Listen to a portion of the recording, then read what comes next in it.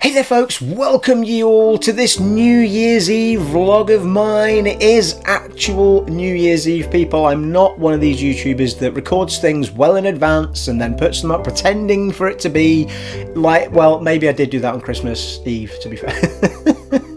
I did record the Christmas one on the 22nd and then posted it up on Christmas Eve, but this is actual New Year's Eve 2022. We're about to see in 2023, people. Flaggins up to you all, people, and a happy new year to each and every one of you. I am going to attempt to get this vlog up tonight on New Year's Eve, so for anyone that happens to be just chilling for New Year like me, then that will be up there for you to watch if you want to watch it, or for all those people who wake up with a hangover tomorrow morning and are looking for something to watch while they're lying in bed, it will be there for you when you wake up.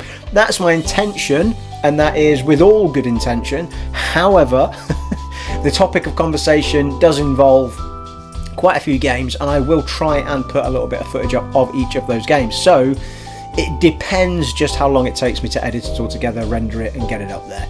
But I will, one way or the other, have it uploaded at some point tonight. And it may well be that it's very late tonight and you'll be able to watch it in the morning, or if you're still up you can watch it very late at night. However, I will try my best, people. It all just comes down to how quickly I can put it all together and how quickly it renders, that is all. So I am on with it, people. Bloomin' Eckfire, I had a good day actually. I decided to finish off 2022 the way that I want to continue into 2023 with a flagon. Well, yes, but I went for a big run this morning. Although, to be fair, weirdly, I woke up really late this morning. I was like, I don't know why, because I wasn't up that late last night, but I woke up at about 10:30, and I was like, Jesus, how was it 10:30 in the morning? And then by the time I got up, and I really wanted to go for a run, so by the time I actually went for my run, I think it had just sort of gone past 11 or something, and then I went for a massive run. Instead of a usual 10k, I went for a 16.7k in the end, 16.77 in fact, nearly 17k. And that's, by the time I got back from that, sorted myself out, showered myself down, got myself all cleaned up, and I was like, Jesus Christ, it was nearly 3 o'clock. I was like, bloody hell. So then I was still contemplating whether or not to do a New Year's vlog, because I said to you guys in the Christmas vlog that I may or may not do one, and I was still pondering on that sort of as I was running, and I thought, by the time I'd cleaned myself up and freshened, shaved, showered, all that stuff, all the good stuff, people, I was feeling pretty good, and I thought, you know what, I think I will have a little tipple and record a New Year vlog and say Happy New Year to all of you awesome people. And I will say this again, and for all of those people that watched the Christmas vlog, and if you haven't watched that, it's there for you to go and watch, people, if you want to go and watch that as well. Can I just say a massive thank you for, I'm not going to go through all of the stats and stuff for the year and the channel and all that sort of stuff again. If you want to see all that stuff, you can go and watch the Christmas vlog, and I kind of spraff on about it there. But what I will do is just say to each and every one of you, thank you so much for supporting the channel once again for an entire year. For all those people that have just joined, and for all those people that have been with me since the beginning, thank you so much. It means the world to me that you support the channel the way that you do and continue to enjoy the things that I do on the channel, people. So thank you ever so much, and hopefully may it long continue. So this particular vlog, I thought, well, what am I going to spraff on about, people? And I'm pretty sure that I covered some of this possibly in the Christmas vlog, certainly in podcasts and stuff before that. However, I thought I would do a New Year's vlog just to talk about the upcoming games, because it's starting quick and fast, people, when we get into 2023. The games are coming thick and fast through 2023. I'm going to talk about everything all the way up to June, because everything after June is a little bit hazy, and there's not many, well, I couldn't find any dates. It was all kind of a bit hairy-fairy, people. We didn't know exact numbers or anything. So, excuse me, that's a good way to start. So, we're going to work all the way up to June. And I was going to do this as a list of, this is what I am specifically interested in and what I've got locked in. However, there are games I felt were worth mentioning that I'm not going to get on day one as well, but I will go through the ones that have piqued my interest all the way down, and I will tell you which ones I've locked in budget-wise on my budget spreadsheet, people. I have one. I actually have a spreadsheet for the year, people, and I manage all my money on it.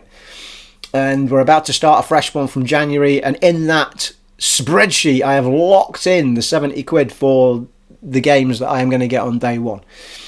So we will go through the list, people, and as anyone who follows the channel will know, I've got very fussy about what I buy on day one. Has to be either something that I am absolutely buzzing for and can't wait to get my hands on, or it needs to be something that is, well, either that as well, but also is going to be something I'm going to play on the channel, which is most likely going to be an RPG of some description. So if there is RPGs coming along and I'm not sure about them, there's a chance I might dive in, because I think it will be good for you guys to see it on the channel and do a bit of a let's play on it. So those are the two reasons that I will cave in on a day one purchase now, because things are so expensive that I've just decided that I'm going to be very picky about it. And then when it comes to Microsoft exclusives, I will probably just grab Game Pass for that particular month and then do some stuff on the channel. If it's popular, I'll pay for Game Pass for another month. And then at some point, I'll probably, well, if I'm still playing it, and then at some point, I'll just get rid of the Game Pass again and come back to it when something else is there. And then at some point, when the game comes down in price heavily enough, I'll probably just buy it digitally. Because one of the things before we go into the list, one of the things I did frustrate me a little bit, much as though it was superb having Game Pass when I had it, and I had it for like 2 years, because I did that thing where you convert your Xbox Live into, so I had 2 years of a game Xbox Live and converted it into Game Pass, which was very cheap to do. And then when it ran out, I was like, well, there's not really anything on it. I mean, it was more the convenience of it than it was anything else, because a lot of the games I already own, but of course I don't have to go put the disc in because Game Pass would just automatically trigger it. So the convenience of that was gone, but it was a little bit frustrating that suddenly I felt like I didn't have a library anymore of games on the Series X because of it. Well, I mean I did, but of newer games, I guess I mean. And there was games that I still wanted to dabble in that were kind of on Game Pass, but in the end, I waited for the Black Friday sale, and anyone who follows me on the Discord chat or what have you will see that, or I might have mentioned it in another vlog, but we'll see that I bought a shed ton of stuff really cheap on Black Friday. And it was all stuff that I thought, well, I haven't played it yet, and it's super cheap. They were all, bar one game, which was Mass Effect Trilogy, and that was £20, or $19.99 or whatever it was. All of the others were well under £10.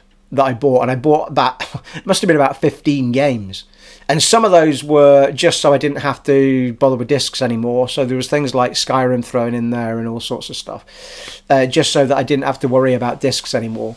And then there was some stuff that I had never bought, like Out. I'm going to say Outlast. It's not Outlast. What am I talking about? Outer Worlds, or whatever it's called.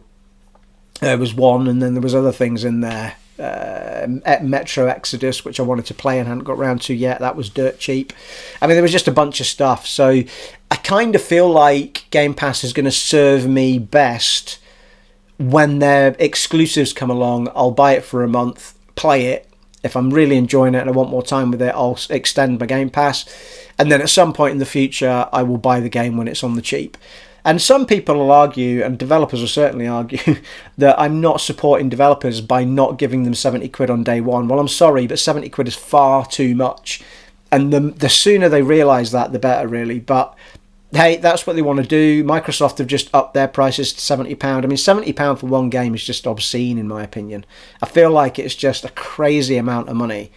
And I don't know what the justifications are for a game being almost double the price it was 3 years ago. It's like, you know, I mean, I understand that the cost of AAA titles goes up. I mean, this is AAAs we're talking about. I mean, there'll be other games, you know. I mean, we're talking digitally as well, but that is starting to siphon into the shops as well. Like, I got Callisto Protocol physically on PS5 version for £45 from Shop2, whereas it was 60 something. Well, I bought it on Xbox and it was 60 odd quid.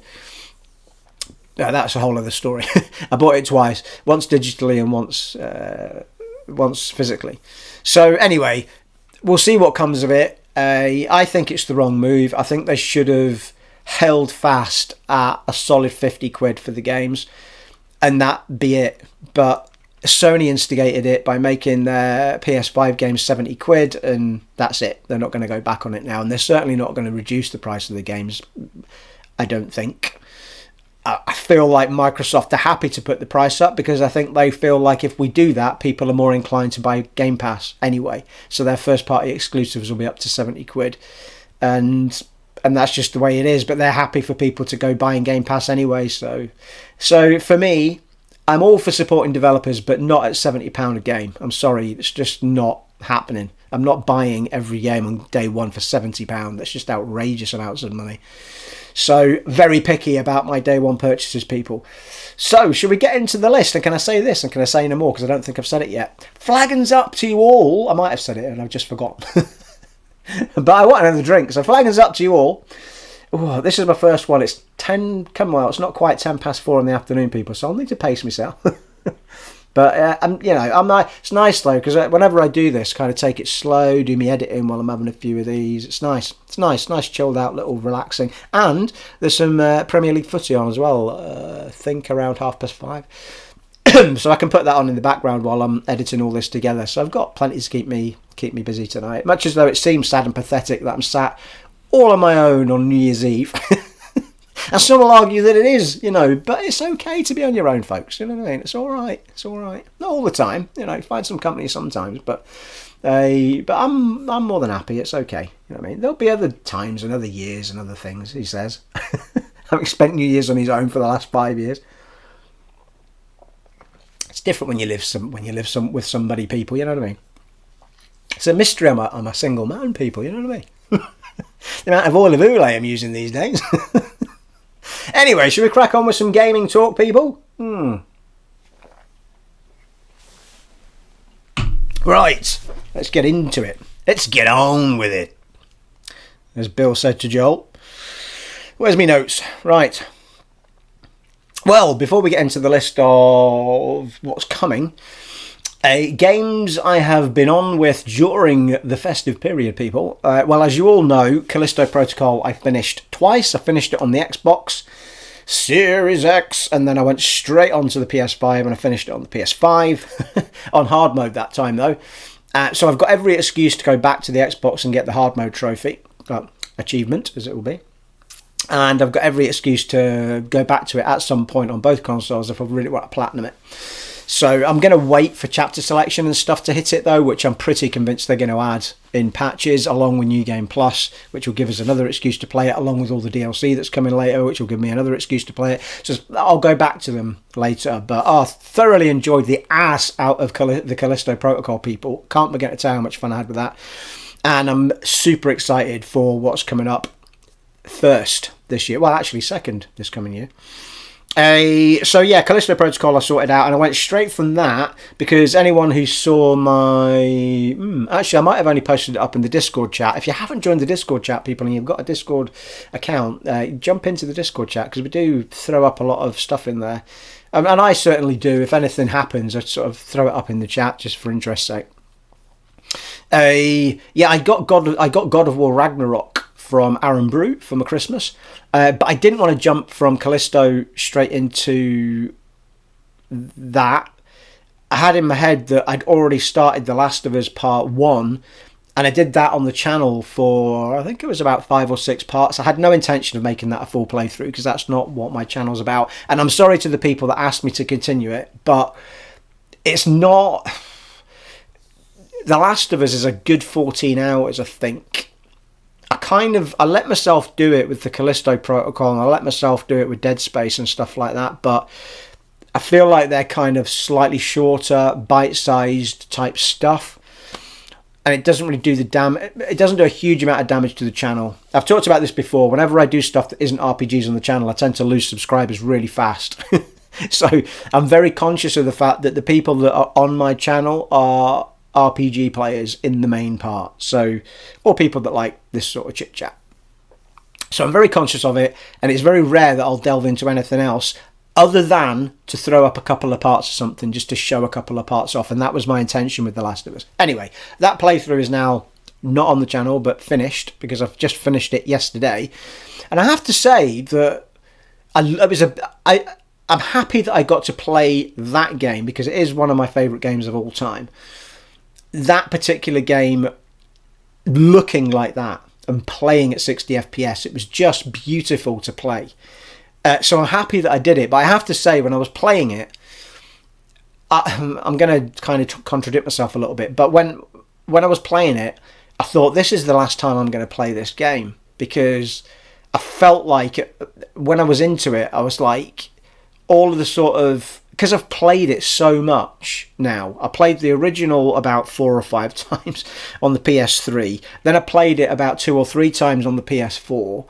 Then I played it, and now I've played it here again. So it's like, I think any of the sort of buzz factor that was in that game is kind of dried up a little bit.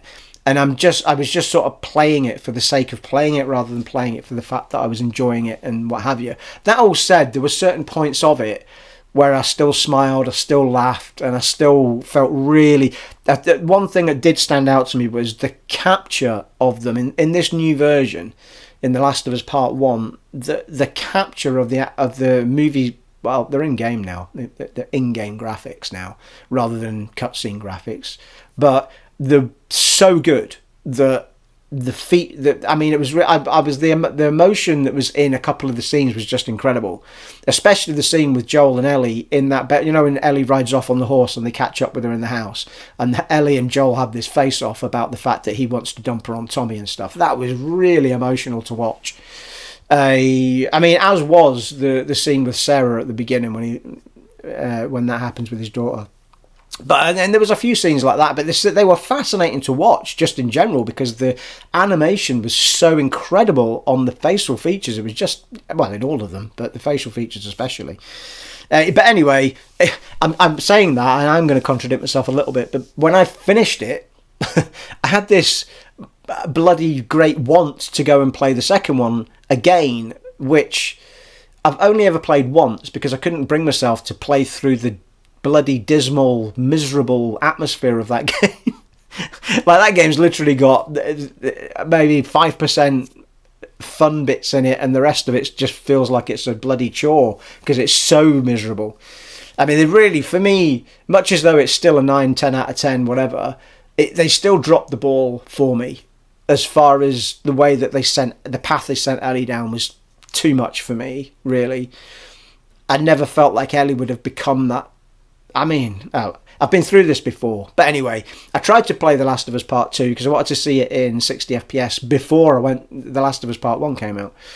And I got to the bit where they're at the horse at Seattle for the first time. I was like, I don't have this in me. And then I stopped. And I've still got that save. But I was immediately wanting to play it again after I finished part 1 because I thought, I've just got this itch now to keep going for some reason.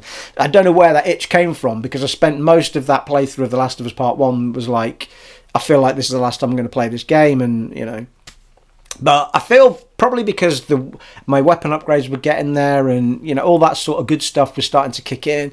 And I think the fun factor kind of hit. There's some really good sections at the end of The Last of Us Part 1. I think the bits I find grindy now are the very early sections of The Last of Us Part 1. Once you do that first clicker section, or infected section, there's a huge amount of just another area with a whole bunch of bad guys in it who, you know, different hunters and what have you. And it just felt like a chore. But the infected areas I always find fun. And I think because the tail end of that game's got some great infected sections in it, I think that's probably where the buzz came from. The problem with The Last of Us Part 2 is you've got to get through a whole bunch of those sections with people again in order to get to the really good stuff with clickers and everything. I mean, Ellie and I've forgotten her girlfriend's name now, but Ellie and her do a really good infected section at the beginning, but when they get to Seattle, there's a huge amount of different groups of people, and they've got dogs now, and they've got just painful. They kind of did Ellie a little bit of a disservice because not only did they kind of destroy her whole character in that game, they also gave her the worst areas. Abby got the best areas in that game. Some of the infected areas of that game that Abby got was just incredible. And those are the bits that I would love to just play again. But you've got to go through a whole bit of pain to get that far. Anyway, I feel like I should push myself through another playthrough of it just because it's a long time since I was impacted by the story and stuff. I don't know. Anyway, I was having the buzz, but the only reason I didn't throw myself straight into it was because I'd uninstalled it, and to reinstall it was going to take a while, and it wasn't too bad. It would have taken it about half an hour, I think, by the time, because it needed to download the update as well. So anyway, in the end, I just thought, I can't. No, I'll leave it. So I have got obviously God of War to get to, and I've also got Ratchet and Clank sat there, which Aaron Brew got me ages ago. The new Ratchet and Clank, which I still haven't played yet. There's a whole bunch of stuff I haven't played yet, plus all the stuff I got on the Black Friday deal. So I've got loads to get on with that I could probably do rather than go and do The Last of Us Part 2, which I've already done and completed ages ago. That all said, The Last of Us Part 2, I mean, it was gorgeous in 60 FPS. I mean, fucking hell, really nice. As was The Last of Us Part 1. Beautiful. Absolutely beautiful to play it. I actually... I was playing... I got halfway through The Last of Us Part 1 and something in my brain went, I wonder what it does look like in the other mode, because I haven't tried it. So I jumped from the 60 FPS mode into the quality mode, or whatever it's called. And a minute I moved the camera, it was just, how do people... I don't understand why people would play it in that mode, like, because it's just, I mean, maybe your eyes get used to it, and I've gone from 60 straight back. I mean, it's obviously 30 FPS, but it's just so sticky and like, oh no, it makes my eyes bleed, people. I can't play games in 30 frames per second anymore. I can't do it. And like, for all the, if you want ray tracing, I suggest that you just stand still in a game. Because it'll look amazing if you just stand there and don't move. And the minute you pan the camera, it's just, oh no. Stop it. I'll take 60 FPS over ray tracing and stuff any day of the week. I mean, you're still getting 1440p, which is a huge leap from 1080p anyway. 4K is just such a monumental leap from 1080p that it's just, these consoles aren't going to do, and those sort of games aren't going to do 4K 60. There's other types of games that will, but no. But yeah, anyway. I digressed quite heavily there, people. Shall we go through the list of upcoming games, people? So, now bear in mind there is more games than I'm about to mention. These are the ones that are either I'm getting on day one, and I will highlight the ones I am getting on day one, or ones that are piquing my interest a wee bit, and I think they're worth mentioning. And they are in date order as well. First up of 2023 is Forespoken, and it is coming on January the 24th. And now this game was delayed, and it is made, I didn't know this actually, I only found this out recently, but it's made by the same people that made Final Fantasy 15. Now, to some degree, that actually puts me off, because I didn't like Final Fantasy 15 at all. Like, it was a good looking game, but I just didn't understand what they were trying to do with that game. That didn't work on any level for me, and that open world didn't work. It was, I think, I didn't like the fact it was 4 male characters, although I understand why the story was the way it was, but I didn't like the fact it was 4 male characters. I do like female characters in the mix when it comes to Final Fantasy games. I just felt it really boring, and I didn't like the battle system overly much either. So there was nothing worked in that game for me. I just found myself wandering bored, and so, I mean, I'm not going to say that Forspoken's going to be like that, because it is a completely different type of game. I mean, the high-speed traversal that she's got and all that sort of stuff, it is an open world, again, to some degree from what we can see, and it's all about magics, and it's the whole battle system's completely different. So the similarities to Final Fantasy 15 are very small. But it is the same team that created this. And I understand that Final Fantasy 15 got decent reviews and stuff. It just wasn't for me. It's probably the only Final Fantasy game that hasn't been for me, to be honest with you. But really, we'll come back to Final Fantasy in a bit. But it looks super. It looks really good. It looks fun. I'm just really not sure about whether it's going to be for me. So it's definitely not a day one for me. But I thought it was worth mentioning because it does look super fun, and I think it will be right up a lot of people's streets. I I'm not sure how much, from what I saw in the trailers that I saw, or the gameplay footage that I saw, if we're going to call them RPG elements, what I saw of those, it looked a bit more akin to the sort of level up systems you might see in maybe Far Cry or Assassin's Creed, rather than a proper, older Assassin's Creeds. The new ones are a bit more RPG with Assassin's Creed now, but they do look a bit more like that, a bit more lightweight on that level up design.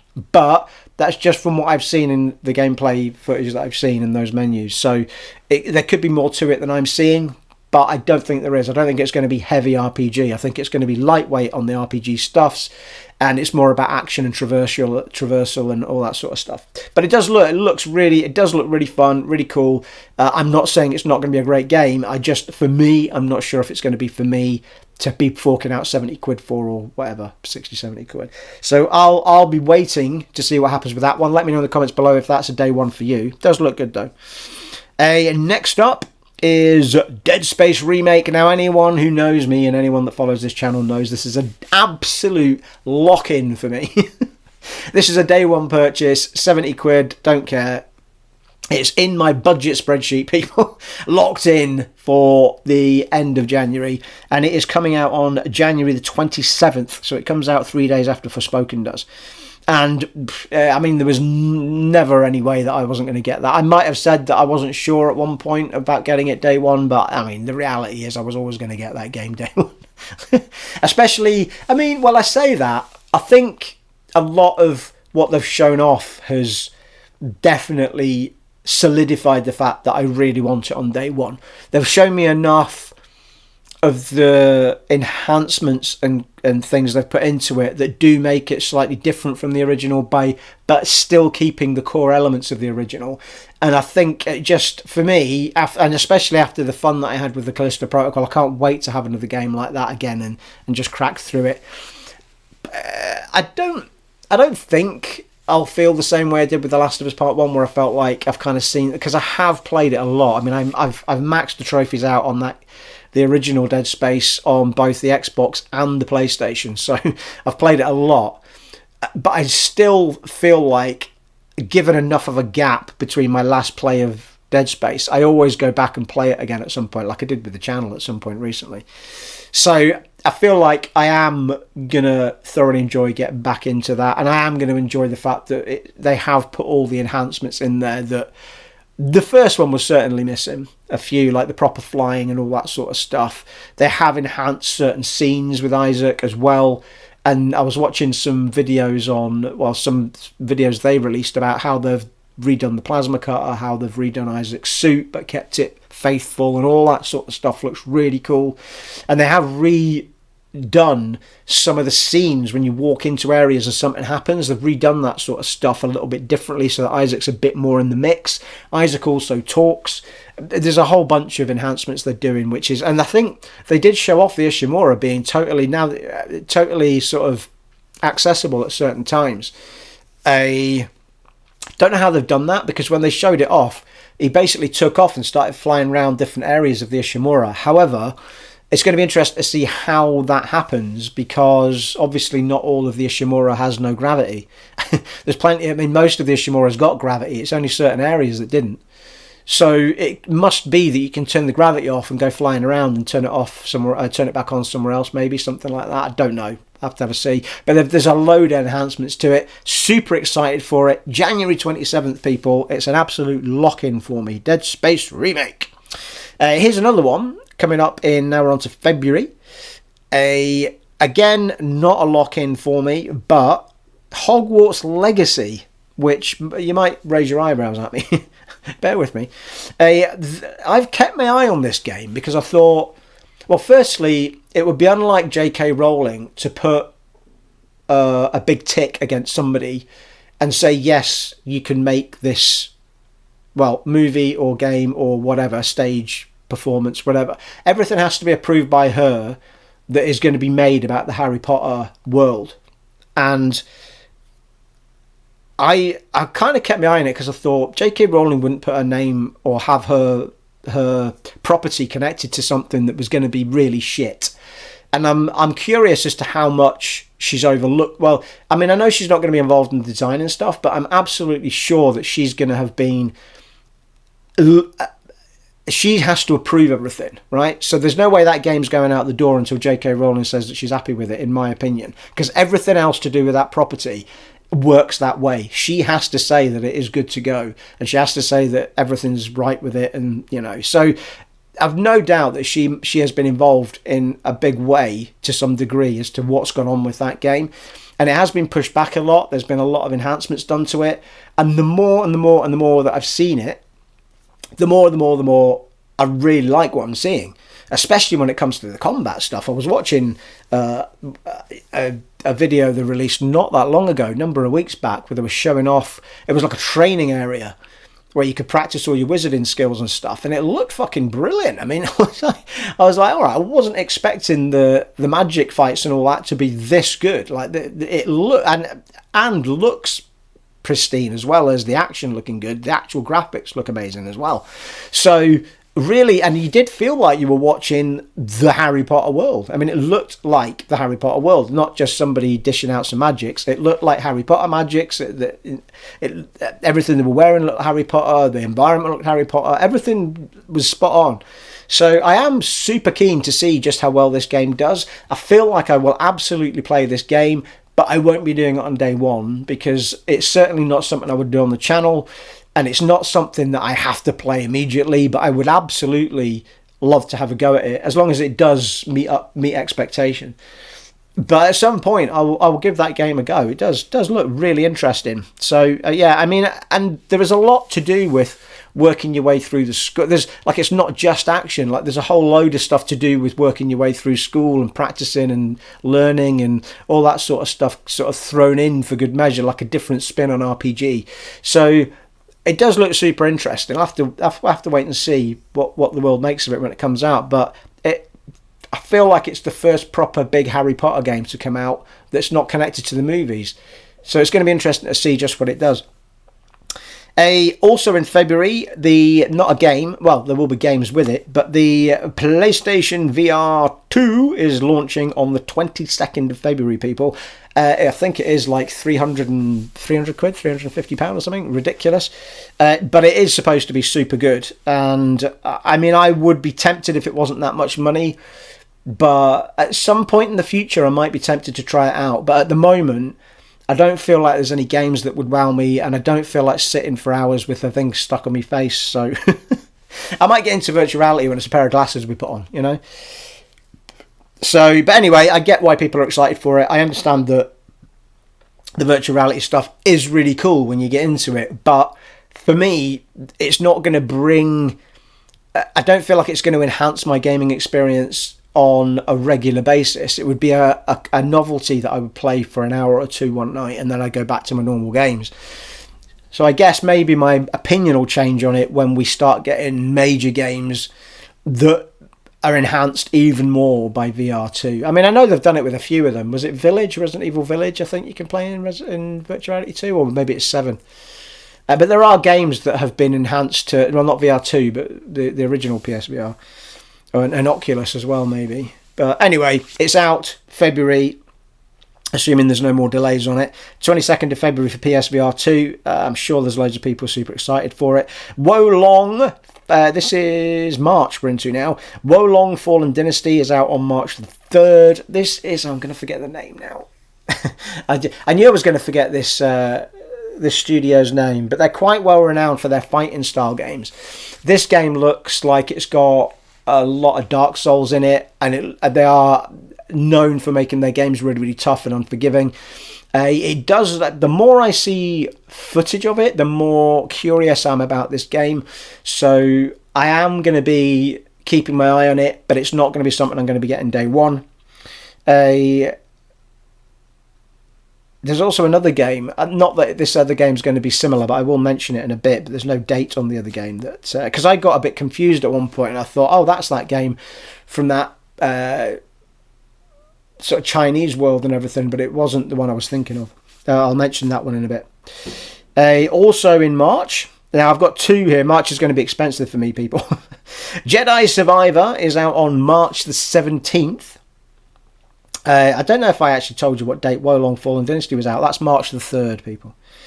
Jedi Survivor, March the 17th. Super excited for the game. However, however, I'm a little bit concerned about Jedi Survivor, and I'm going to tell you for why. Recently, I saw the images of Cal Kestis, sorry, and I also noticed that when you buy a pack, I think the deluxe pack or something, you get a super blaster skin. And I was like, hang on a minute, why are we getting blaster skins? Like, blasters are for Han Solo, not a Jedi. What's going on? And then when I looked at the images that were shown of Cal Kestis, he's got a blaster at his side. Now, that concerns me greatly when I'm wanting a Jedi game. At what point is Luke Skywalker... I understand Luke Skywalker starts with a blaster, but the minute he starts learning his Jedi stuff, he's a Jedi. He uses his lightsaber. Jedis don't use blasters, people, is my point. So why is Cal Kestis wandering about with a blaster? And that's slightly concerning me a little bit. Now, I'm going to give it the benefit of the doubt, and I feel like maybe the blaster is more to do with helping solve puzzles, maybe. So where you can shoot something in the distance and it maybe helps you drop something down, that sort of stuff, maybe something like that. But if it's heavily involved in the battles, I'm not going to be happy. I do not want to be playing Jedi Fallen Order with a blaster, people. What is that about? So I'm slightly concerned. Maybe there's other footage I've not seen yet where people can explain to me, or maybe you guys know. Let me know in the comments below if you know more about what's going on with that blaster that Cal Kestis is wandering about with. There's also another thing that I kind of thought about. If you are hiding the fact you're a Jedi, but you still want to take on enemies, then maybe there's a spin in the story somewhere that says that, well, he doesn't want to use he can't use his lightsaber here, because if he uses his lightsaber here, they're going to know he's a Jedi kind of thing. Therefore, you've got to use your blaster to get through this section. And if that's done well enough, then I will probably forgive it for adding the blaster, because it was something I thought about playing the first one. I thought, well, if he didn't keep whipping his lightsaber out, thank you, they wouldn't know he's a Jedi. So there is a bit of an argument that says use a blaster in these areas, get back to your lightsaber in the other ones. So I don't know, we'll have to wait and see. I'm gonna give them the benefit of the doubt because they made such a fantastic first one. Missed a little bit of meat and bones. I think that if they'd given themselves, I've talked about this before, but if they'd given themselves more time, I think we would have got a lot more niceties in that first one. But I can hear fireworks going off already, people. People are starting early. Either that or I'm in Australia and I didn't know. Yeah, so there you go. So I'm still getting it day one, unless I hear something really worrying about the blaster stuff. But so far it's a lock-in for Jedi Survivor, on March the 17th. I'm super excited for that game, just outside of my slight concern about the blaster. Let me know in the comments below what you make of that, people.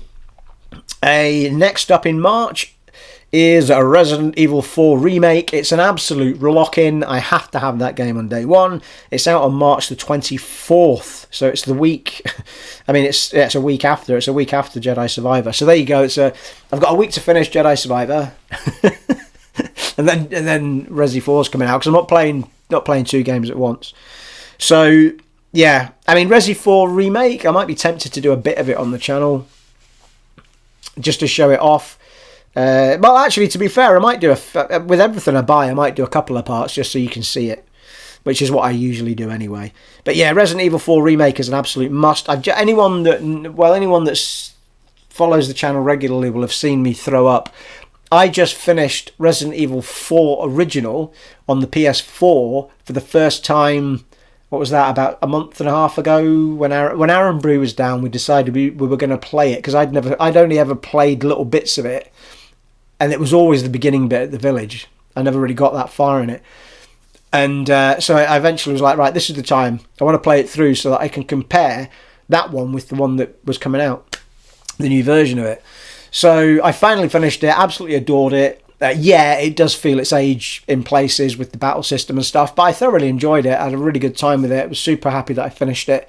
So now I'm really keen to see, and there's been enough of a gap from playing and finishing that to then playing it again. And because I've not milked it at any point, and that's the only time I've ever played it, it's going to be really interesting to see how this new one compares.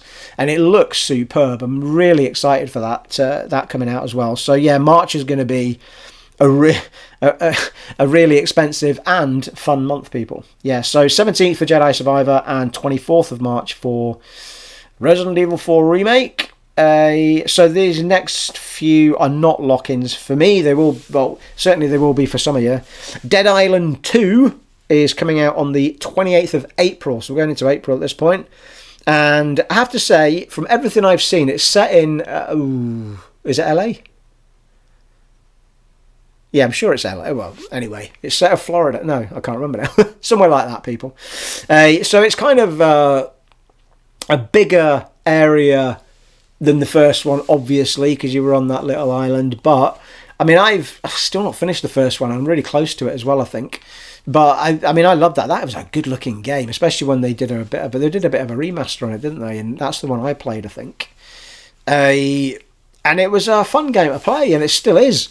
But they announced that they were doing Dead Island 2 at the launch of the Xbox One, and then it just get delayed, and people were like, this isn't going to happen. And I think most of the people that were involved in making the first one split off and created, well, I think they created a new the new studio, or whether the studio was already there, but I feel like they created their own studio, and those are the people that have made Dying Light, and Dying Light 2 now is obviously out.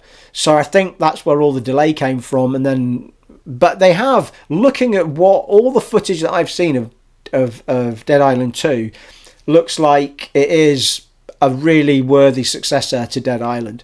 And I know there was Riptide, but that was done by the same team as Dead Island, I think. So, this looks like a really good successor. From everything I've seen from those trailers and the gameplay footage, looks like they've done a cracking job with it. And I think it did get a final delay just recently, but yeah, it was pushed back to April the 28th. But I've got to say, it does look like a really good successor. Not something I need on day one, though. So here's a massive one for a lot of you out there that have your Switches. Legend of Zelda Tears of the Kingdom is out on May the 12th, and it's not going to be a day one for me. It might not even ever happen for me unless they come out with a new Nintendo console that does 60 FPS.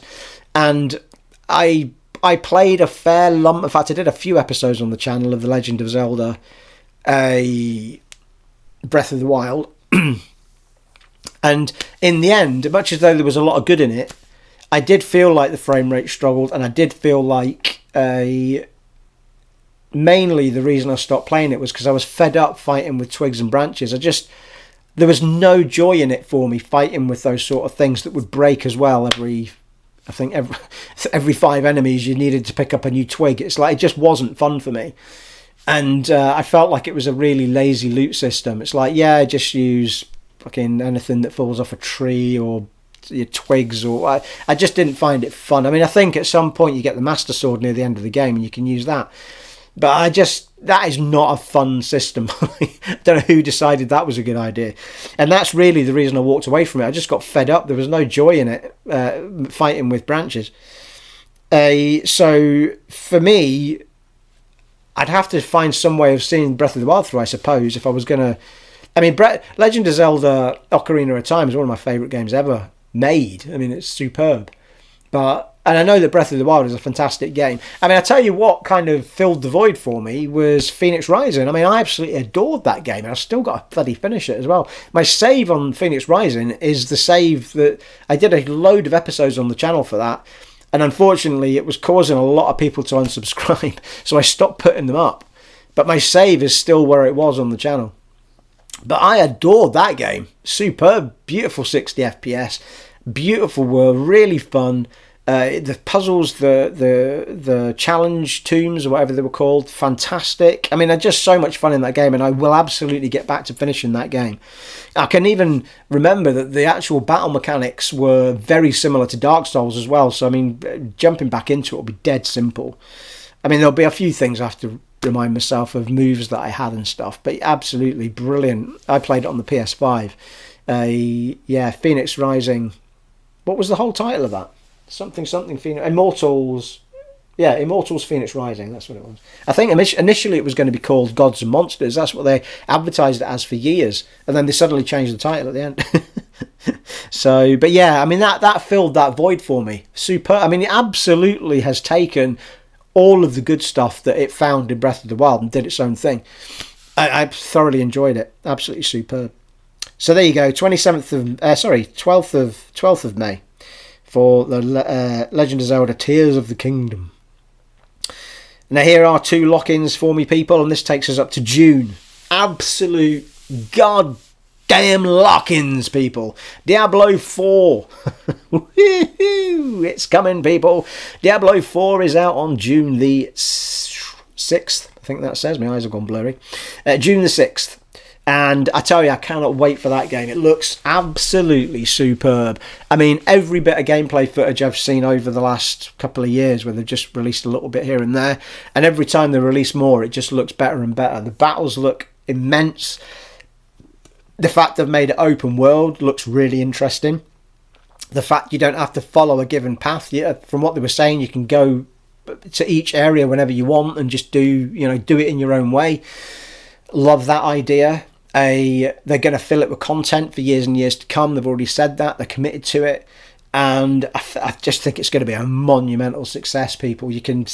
I said it here. You heard it here first, people. I just feel like that game is going to be a monumental success. I think they've put their heart, blood and soul into that game. It looks like they've just thrown everything at it.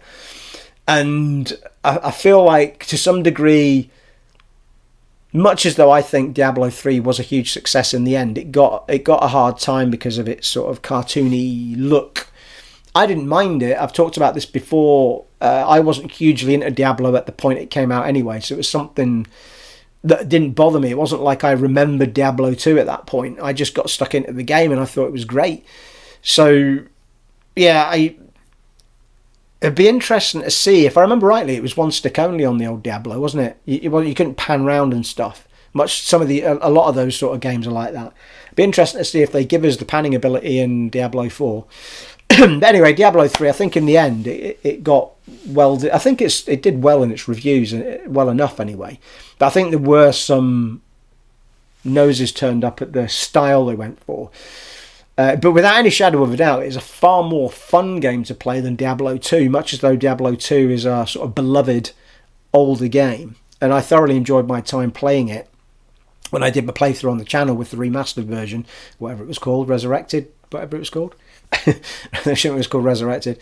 I thoroughly enjoyed it, superb. But, I mean, I can see I do want to go back to it at some point, but it won't be anytime soon, I don't think. But it'd be nice to go back and sort of, I've still got my save, so go back and play a harder difficulty or what have you.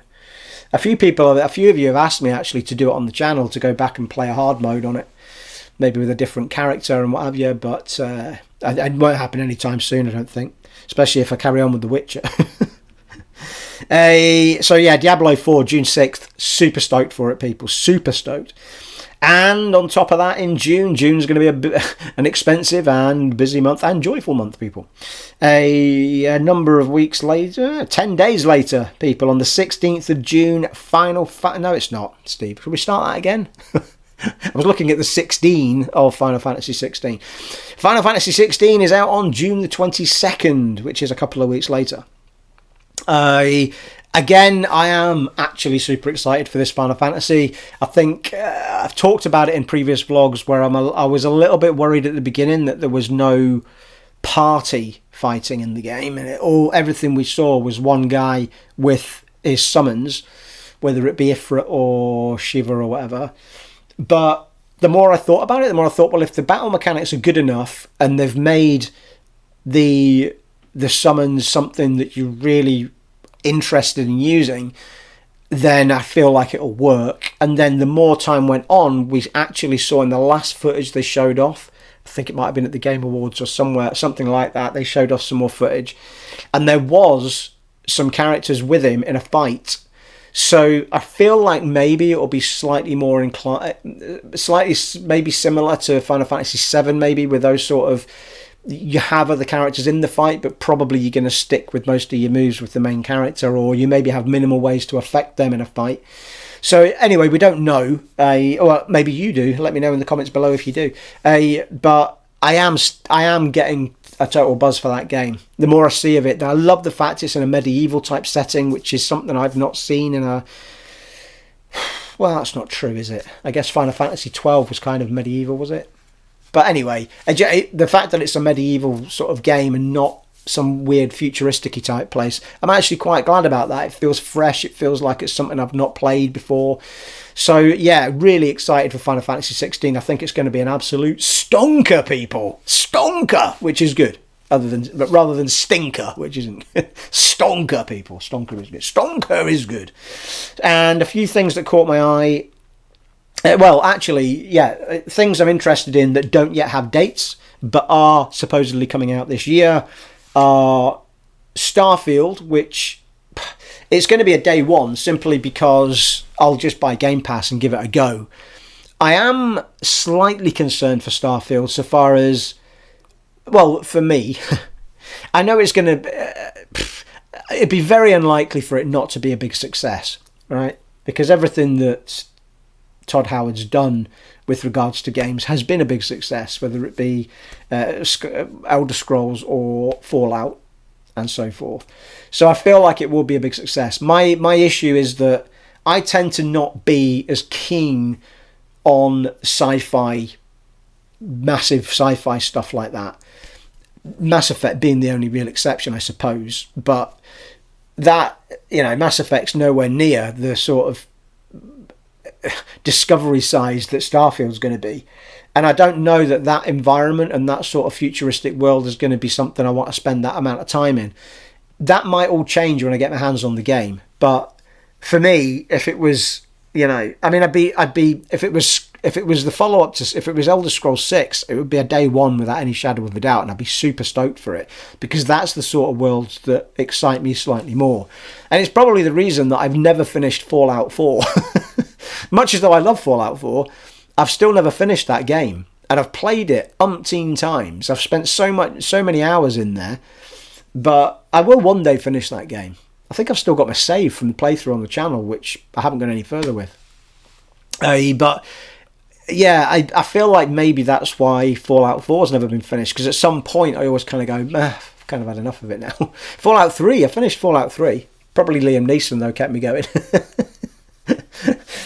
Fallout 3 I love. Fallout Vegas I've tried the beginning of but never actually did it. A lot of people tell me that Vegas is amazing, and a lot of people prefer it to 3, but I did. That was one of the Black Friday things I bought because I got it for like £3. So I bought Vegas and I bought Fallout 3 digitally, just so I had them digitally. If I ever want to go back and play them, I just fire them up because I've got those saved actually on a hard drive externally on the Xbox Series X. All my sort of back compat stuff's away on the hard drive, so it doesn't affect my storage. So anyway, we'll see. I mean, there's no way I'm not going to try it on day one, and there's no way I'm not going to put some of it on the channel because it's a massive RPG and you guys are going to want to see some, aren't you? Fact. So I am semi-buzzed for it, and I will be doing it on day one because of Game Pass.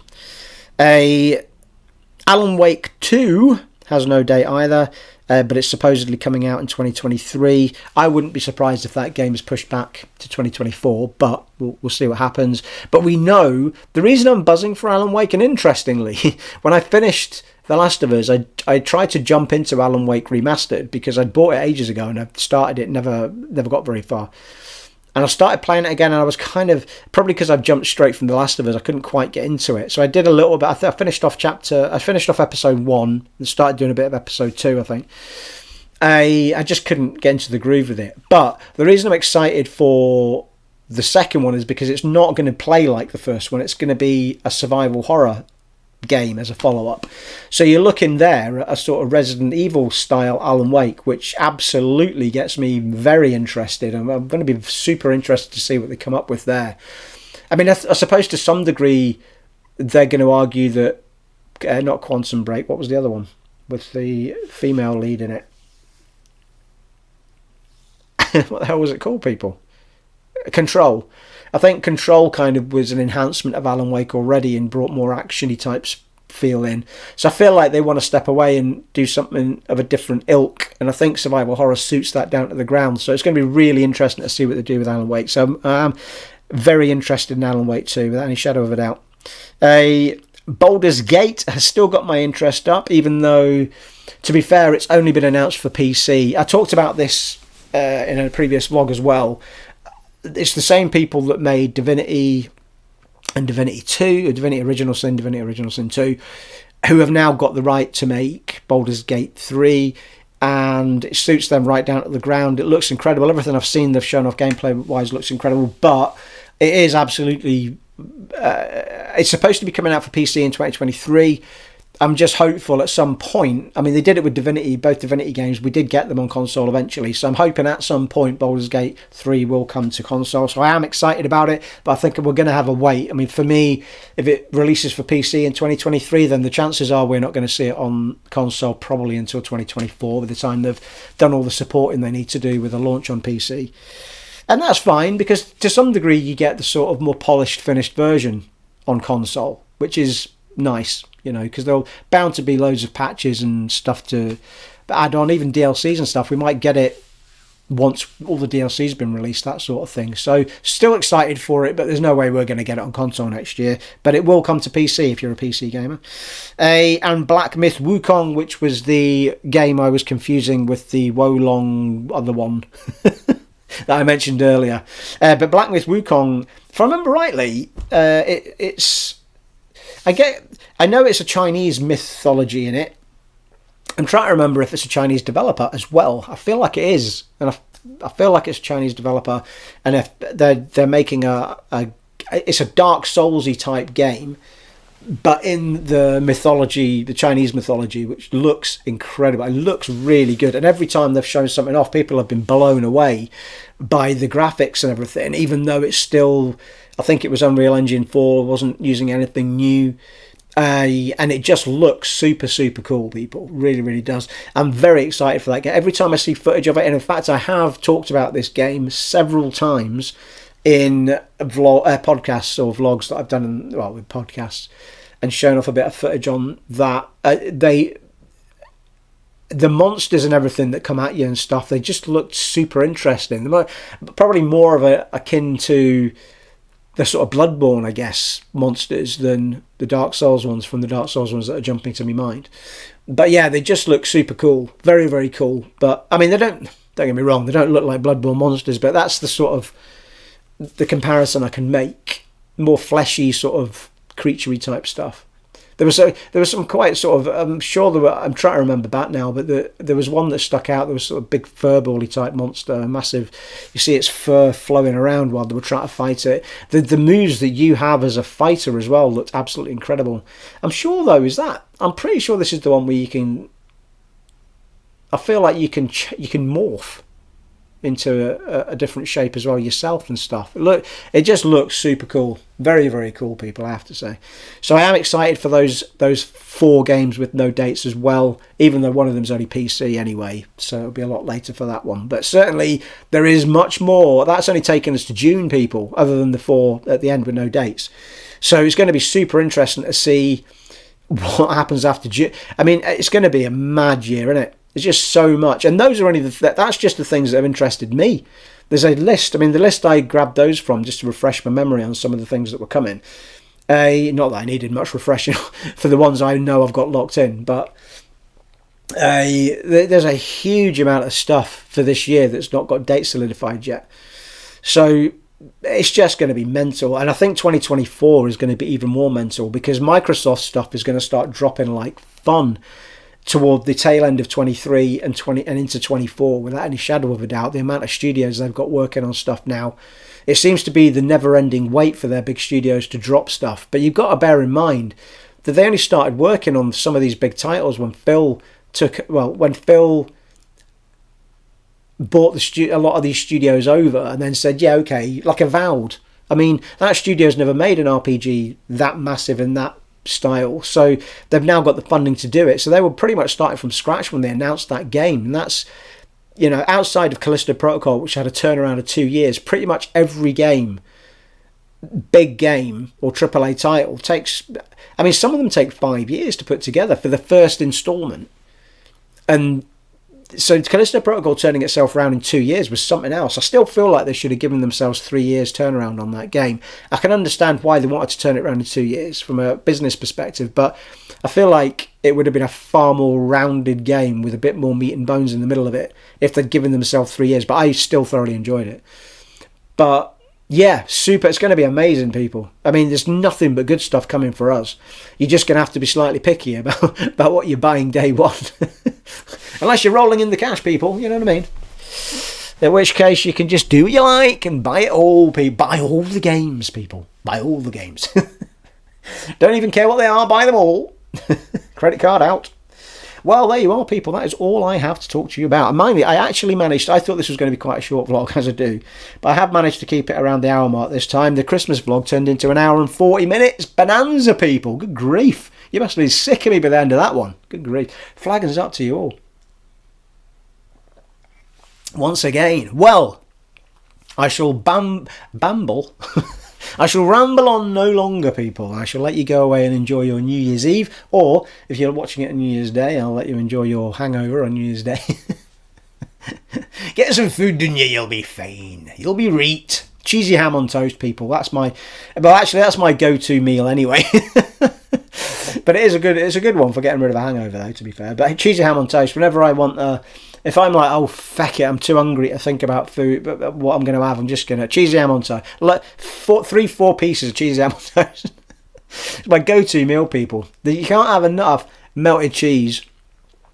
Melted cheese on anything, really, you can't have too much of. But there you are. Well, there you are, people. That is all. I'm gonna stop rambling on, because otherwise I'm just going to be going on and on and on about silly nonsense that you don't want to hear me about. Oh, here's the thing. Just behind me here, I don't know if you better... Well, you might better zoom in if you're watching me on the big screen, people. But here, just behind Darth Vader's head, there's 3 Stormtroopers. That's my latest addition to the little collection behind me that I got for Christmas. And they're superb. It's the See No Evil, Hear No Evil, Speak No Evil... Simps is what the Stormtroopers are doing. I didn't actually... The fact that they're surrounding Darth Vader's head was kind of because it's just where they fitted in. And then I kind of felt like there's a sort of hidden meaning there now. The fact that they're making all those gestures around Darth Vader's head. So there you go, people. It's deeper back there than you thought. You know what I mean? Some deep, thoughtful shit going on behind me, I'll tell you. So there you go, eh? Well, there you are. It has been, people, an honour and a privilege serving for you all year. Yes, it has. Whether it be in Let's Plays, whether it be in podcasts, or whether it be in vlogs. I think certainly it will be more vlogs at the moment than podcasts after my horrendous nightmare using that laptop upstairs. So we'll do them like this for a while. Do you know, I've actually enjoyed being down here, though, because... I've talked about this before, but I don't have the hassle of having to find the screenshots for the TV and all that sort of stuff. I know some of you like that nicety of the pics I've picked out for it, but there's a bit of work and prep that goes into that. Whereas with this, I can just kind of bang the camera down, get the laptop going and go, you know. So it's much easier for me to sit and do this. Plus, I love this backdrop of all of these little knickknacks. Now, I mean, certainly now that I've got so many of them. I mean, there's so many of them, I've actually got some upstairs where I do the podcast now, as you well know, if you follow the channel. So it is really nice being down here. And also, well, because I've still got the Christmas decorations out, it is quite nice sort of sitting, chilling in here as well. With the scented candles on and everything, people. You know, it's all very pleasant in here, you know. It's all very therapeutic. Well, there you are, people. It has been an honour and a privilege serving for you all year. Thank you for sticking with me once again. Thank you to all those people that have just joined and all those people that have been with me since the beginning. I know I'm repeating myself, but it does mean a lot to me. Keep the comments coming. Keep communicating with me. Join the Discord chat if you've not joined it yet, because we always have a chinwag in there at some point. Anything drops, we always kind of mention it in there, so it's a good little place to be. I think there's about 8 of us in there now, so if you want to join in with that, please do. Well, there you are, folks. That's all I have for you. I wish you all a very happy new year, and I shall see you all on the flip side, people, in 2023. Take it easy. Bye.